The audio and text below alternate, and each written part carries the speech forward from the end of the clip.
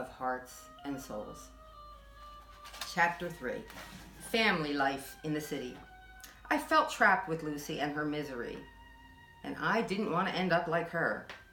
My monotonous days in the penthouse were spent wondering how I was going to get back to Madeline. It was very clear to me that what everyone at the rescue thought was going to be a great match wasn't. In fact, it was a terrible match. I'd never lived with or had to take care of any other dogs before, but I knew how to take very good care of my humans. I had no idea how to be a companion to a blind old dog who didn't want me in her home, didn't like me, and didn't understand, or pretended not to understand, my language. This was the role they'd all assigned to me, but Lucy didn't want a companion, and I was doomed to fail, even though I always tried to do what was expected of me and tried to be a good dog. Sometimes the family didn't get home till way after dark, exhausted from the stress of their jobs and long hours in the operating room or television studios. The parents usually arrived within an hour of each other, and whoever came home first had little Sam with them. Little Sam would be exhausted too from his long days at school and aftercare, but his homework was always done already, and he often had already eaten dinner too. It was sad to me that a little boy didn't have meals with his parents. Due to my extreme boredom every day, I always got very excited when they came home. I was happy with the hope of someone to love and care for after long hours with miserable Lucy. I'd jump up and down and aggressively sniff Sam and whichever parent came home with him. I could always tell what Sam did at school. I could smell pencil shavings and eraser dust from frustrating math problems on Mondays, crayons, tempera paints, and other art supplies on Tuesdays, and his clarinet on Thursdays. I knew when he had pizza for dinner before he got home, and when he had meatloaf and mashed potatoes for lunch, dolloped out by lunch ladies with hairnets in the cafeteria. Sam would always drop his backpack on the floor, reach both hands out to me, and let me greet him crazily. His parents, on the other hand, were not fond of my exuberance. They shoved me away from them and went straight to Lucy. "How's our Lucy today? Did Woody take good care of you?" Occasionally, they would ask rhetorically, without even turning their heads in my direction, "Woody, did you take good care of our Lucy today?" And then always the same thing. "Peter's on his way to take you two outside." Great. They didn't even walk their own dogs when they were home. I understood the dog walker thing while they were at work, but even when they're home, they don't walk us? Every evening on their way home from work, they'd text Peter to come walk us, and that's when they'd give him his daily cash. Wow. I think I know exactly where he went with his cash, but the Hartfords didn't seem to care. Sometimes Peter brought us home and collected his pay, and then I would sneak over to Sam, whose parents didn't seem to talk to him much. He liked to lay on the floor watching television, and I lay next to him. I knew Sam liked me because all little boys like dogs, all of them. But sometimes little boys get the love of dog knocked out of them, and they grow up to be adults who don't have the scent of the love of dogs on them anymore, like Peter. Sam never realized he could tell me all about his school days and his friends Richard and Sal and the fun they had at recess, and Thomas, the class bully who was always making trouble. I wanted him to know I understood his language and especially his feelings. I tried to ask him if he had a good day and what his highs and lows were, but he didn't get what I was asking. He loved me, but he didn't know I understood everything. He liked to pet my head and scratch my back, and sometimes I'd roll over and let him scratch my belly. I always felt good when I got to be with Sam for a few minutes, so he had a chance to be affectionate. Everybody needs to give and get affection, and I didn't observe him getting it from his mom or dad. When it was bedtime for him, his parents always sent me onto my mattress next to Lucy's princess bed. They also plopped into their beds as soon as Sam was in his. They all had to wake up and get ready to leave very early in the mornings, so there really wasn't much to our family life at all. So very different from what I had with Maxwell when I was his whole family and he was mine. When Sam woke up to go to the bathroom during the nights, I'd always lift my head to watch and make sure that he made it through the dark hallway safely. My vision is much better at night than human vision. And almost every night on the way back to his room, Sam would whisper to me, "Woody, come here, boy. Come sleep in my bed. But you have to be quiet and don't let Mom and Dad know." So almost every night, I'd follow him back to his room and climb onto his bed with him as quietly as I could. We were both very careful to keep our little secret a secret.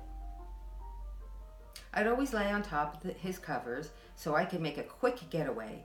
As soon as I heard Sam's parents' smartphones' alarm clocks chiming shortly before sunrise, I'd quickly but silently slink my way back to my mattress and pretend I'd been sleeping there all night. Lucy never saw or heard me, and I found myself thankful that her hearing was failing too. Mornings were always hurried and crazy, and the family seemed clueless that dogs need to go out first thing when they wake up. They were just too busy and frenzied to even consider that. That explained why Lucy's bed, no matter how clean and princessy it might have looked, always reeked with the smell of pee. I tried telling them she needed her bed cleaned and needed to go out when she woke up every morning. I did too, but I'm younger, and Maxwell had me very well trained. I knew how to hold my pee, and while I wanted to relieve myself when I woke up, I could always wait. Obviously, Lucy couldn't, but the Hartfords didn't want to hear about it, and it had been leaking out of her into her bedding. "Get out of the way, Woody. Why do you keep bothering us? You're a pain in the neck. Go lay down." They would yell sharply when I tried telling them Lucy needed to go out and pee. Sam's parents didn't have the scent of the love of dogs on them, even though they had Lucy for many years. That proved my point.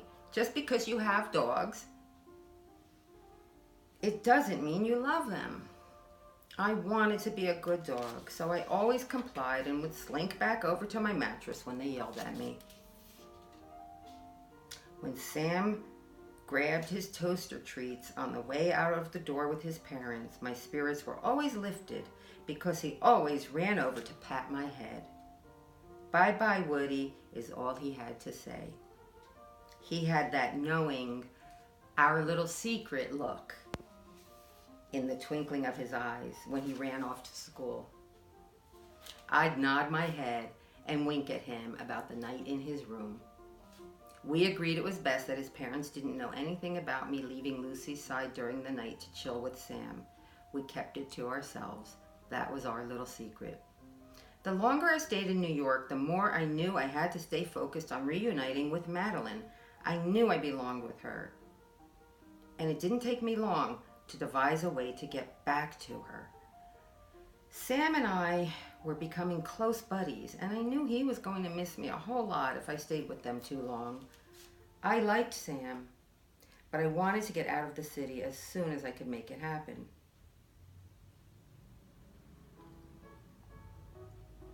Finally, it came to me. It was quite simple, actually.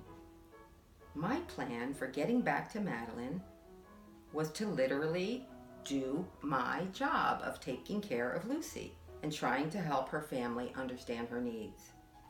With renewed fervor, I continued to get all up in the space of both parents and even Peter, telling them, "Lucy needs morning walks. Lucy needs morning walks." I said it over and over, and the more I tried to help take care of Lucy, the less the adults liked me.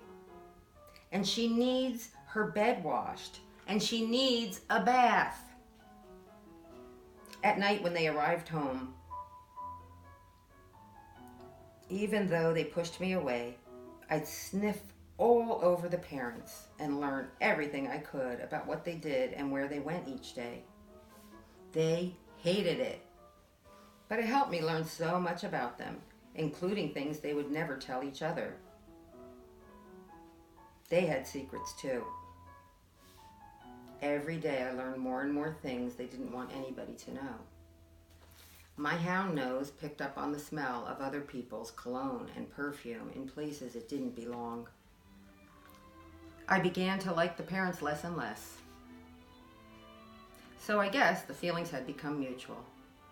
But that was okay, because I knew it would make it much easier to get out of there, since we didn't like each other very much anymore.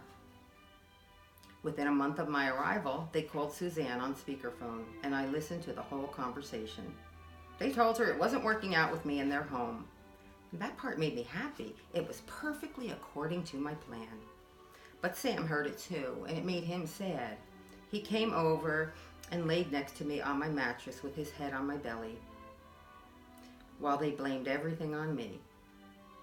I was willing to take the hits and take the fall, if it would get me out of there. But it was the next part I had not planned for.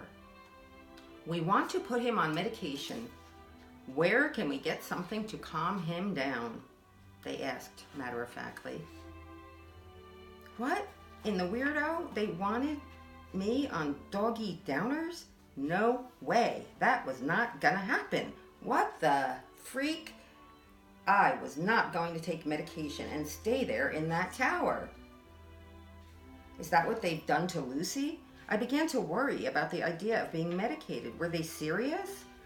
I resolved myself at that moment, if they ever tried to give me medication, I would spit it out. No matter how deeply they would try to bury it in treats or snacks, I would spit that stuff right out with half chewed food right onto their expensive shoes. Suzanne was incredulous. What are you talking about? Woody doesn't need medication. He's one of the most chill, well-mannered, obedient rescue dogs to ever come through here. No, he's not. He's crazy, and he's no good at taking care of Lucy. He's a terrible companion for her, and she doesn't trust him. Doesn't trust me? She trusts me. She has no reason not to. She's old and doesn't like me, but doesn't trust me? That one hurt my pride a little bit. I was a good dog and a trustworthy one.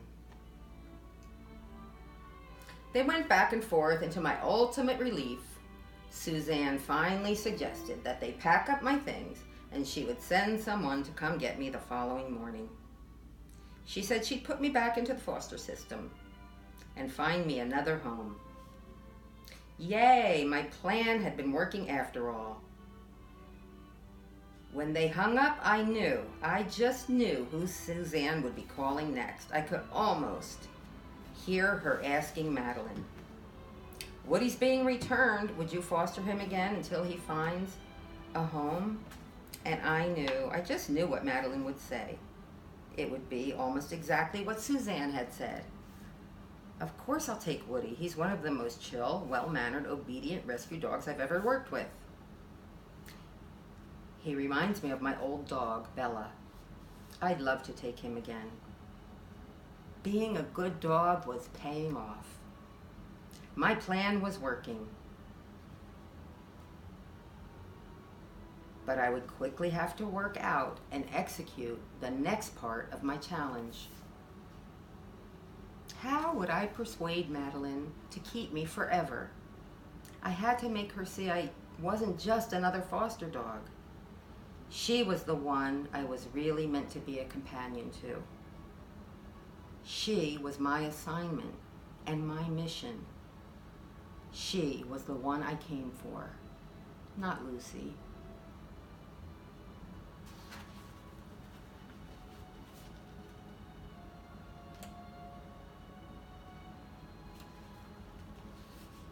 Chapter 4 of Woody, Healer of Hearts and Souls. Chapter 4 is called Reuniting.